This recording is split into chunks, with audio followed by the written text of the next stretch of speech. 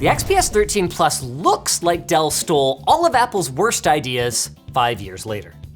But under the hood, every design decision here supports a single ambitious goal: to cram a 14-core processor into a 13-inch Ultrabook. Yes, this has a 14-core CPU in it that absolutely annihilates the M1 chip in the 13-inch MacBook Pro. Is that performance worth some of the interesting design decisions? It took a lot of work for us to answer that question. So first, you'll have to sit and listen to this message from our sponsor. Warthunder. Warthunder is an online military vehicle combat game that's free to play and lots of fun. Try it for free down below today and get some special bonus items just for signing up.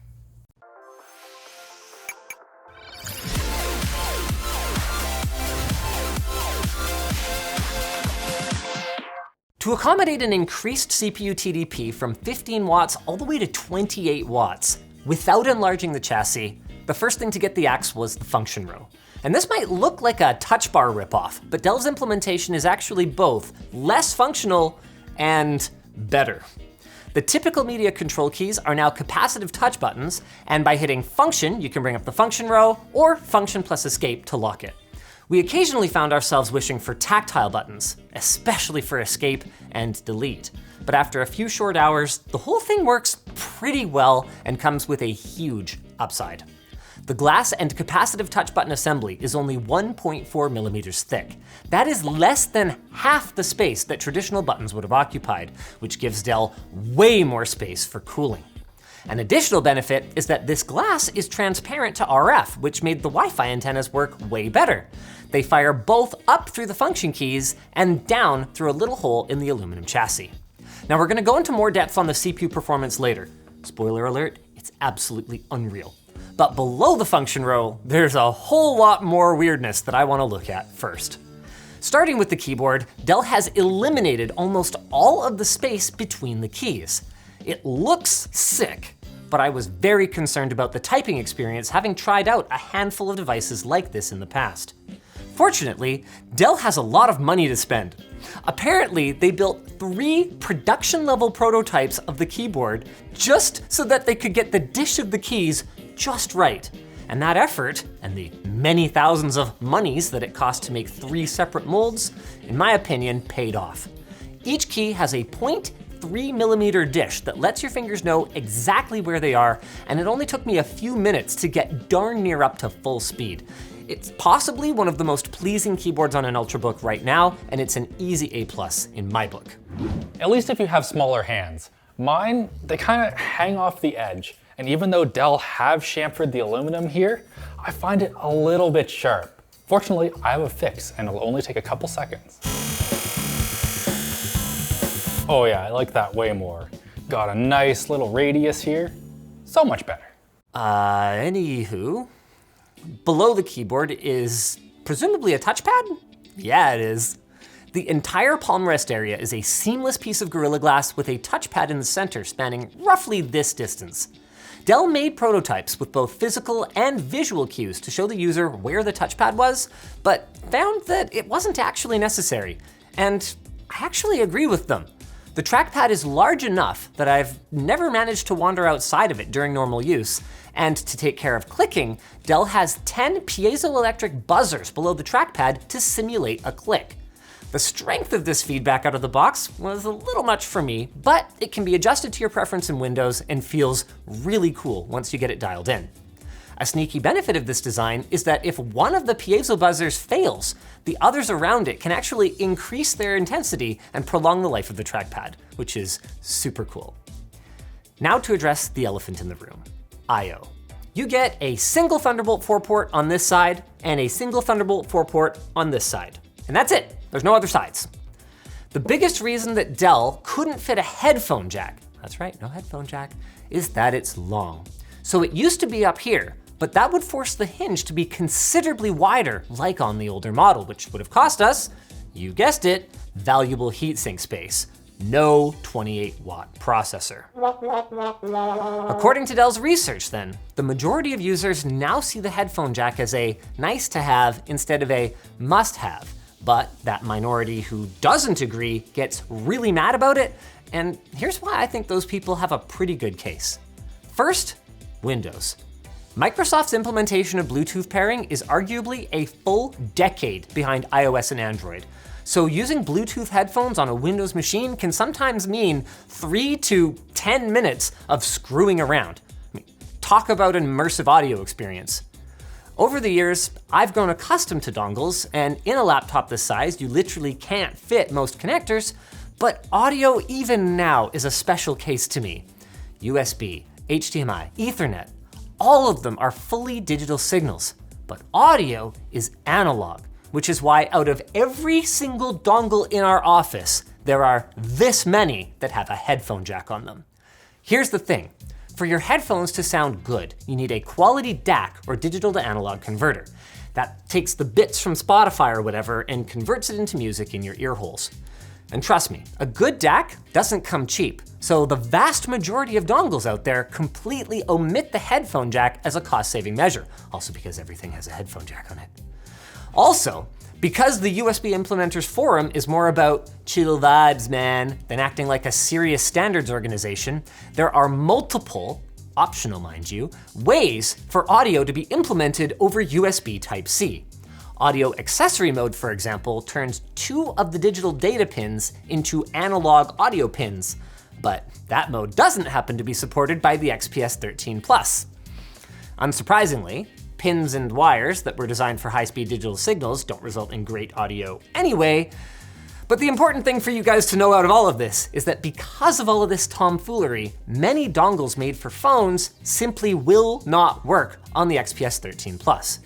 Graciously, Dell does include a dongle with a DAC in it in the box, but because of the lack of availability more broadly, you better try not to lose it, at least until Apple also ditches the headphone jack and all of this becomes acceptable. And they might just do that based on these performance results. Because if your goal in buying the XPS 13 Plus is to tell your friend their MacBook is molasses slow, I've got great news. Compared to the MacBook Pro 13-inch with an 8-core M1, the XPS 13 Plus with a Core i7 14-core is 45% faster. It's even faster than last year's XPS 15, albeit only by a hair. And as for the 1260p model, it might only have a mere 12 cores, but it still managed to blow past Apple's best machine in this form factor. It is an Intel processor, so when loaded, the temps do get into the 90s very quickly, but the little XPS 13 that could here managed brief spells of over 50 watts and consistently managed to dissipate a bit over 30, all without sounding like a hairdryer. Even better, you get Iris Xe graphics with 96 execution units, allowing you to play actual 3D games, as long as you don't mind lowering the graphics or the resolution a bit, or the occasional driver issue. Also, it is fast, but I'm not ready to crown it king of the 13-inch laptops yet, because the Asus Flow X13, which harnesses the power of AMD and liquid metal, just arrived in our studio. Make sure you're subscribed for that review. The screen of the XPS 13 Plus is both excellent and annoying. The 4K OLED model is fantastic to look at. Not only do you get deep blacks, but 500 nits peak brightness means that it's useful in bright rooms as well. They even managed to cram a decent webcam with Windows Hello facial recognition into this tiny little bezel here. But the OLED screen has a big problem: battery life. With the OLED, the XPS 13 only managed 6 hours and 8 minutes of battery life, which is great for a full-size frickin' gaming laptop with a GPU in it. With the LCD screen, we were able to get a much more Ultrabook-like 9 hours and 43 minutes. That's certainly enough for all-day use, but even some AMD gaming laptops can last a bit longer, and Apple will keep you away from an outlet for literally twice as long. Fortunately, the speakers are another area where Dell has vastly improved the XPS 13 Plus over the last generation. The speaker count was doubled to 4, with 2 downfiring and 2 shooting up through the keyboard. Don't expect to be feeling incredible bass notes, but for a 13-inch laptop, they are much more than acceptable, until you go past about 70% volume where things get a little weird. Between 500 and 700 hertz, there's this rattle that shows up from the upward firing speakers, exciting the keys. So in a future revision, I hope that Dell adds some kind of damper to the keys to prevent this, but for now, it's loud enough at 70% and sounds good enough that you shouldn't need to pack a Bluetooth speaker anyway. One major concern I had with the XPS 13 Plus though is repairability. Thankfully, Dell hasn't just glued the whole thing together though. Disclosure by the way, as I discuss repairability here, I am invested in Framework Laptop.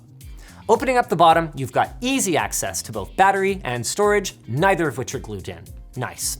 The RAM is soldered on, but frankly, I think that that's actually justifiable in a machine like this, given how thin it is. And with the removal of the motherboard and battery, surprisingly, the keyboard and the trackpad are also both replaceable. Unfortunately, the trackpad is glued in, so it can be replaced, but I doubt any non-professionals are going to attempt it. They haven't released any specifics on the XPS lineup and what that's gonna look like going forward, but I think it's safe to assume that this won't be the only XPS 13 they're going to sell. For the last couple of years, they've been selling the old chassis along with the new one if you wanted a cheaper or a more expensive version, and I imagine that now they'll slap a 12th gen processor into the old chassis for everyone that isn't sold on the radical design changes of the 13 Plus. As for us, it starts at $1,300, though the one you'll actually want will likely be a good bit more expensive than that. And it is a great little powerhouse of a machine, unless you cannot accept the removal of the headphone jack. What you will accept though, is this message from our sponsor. AnyCubic. The AnyCubic Photon M3 is a fantastic 3D printer for entry-level users. It's affordably priced, requires minimal assembly, and offers great quality 3D resin printing. It can produce big miniatures with high dimensional accuracy and a smooth surface finish thanks to its over 7 by 6 by 4 inch max print volume. With its 7.6 inch monochrome screen, you can print large objects or several miniatures at once. The Photon M3 has a resolution of 4096 by 2560 pixels, which combined with its 40 micrometer horizontal resolution and 400:1 high contrast ratio allows for high precision and sharp edges. The AnyCubic Light Turbo Matrix Light Source Systems LED beads help to provide strong light energy, making high quality and high speed printing possible. Plus, the Photon M3 is larger than comparable printers within the $300 USD price range. If you're looking to get into 3D printing, this is a great printer to help you start. Learn more at the link below. That's where they go. If you guys enjoyed this video, maybe you like laptop content. Why not check out this weird water cooler we bought on AliExpress for laptops? That's a trip, that video.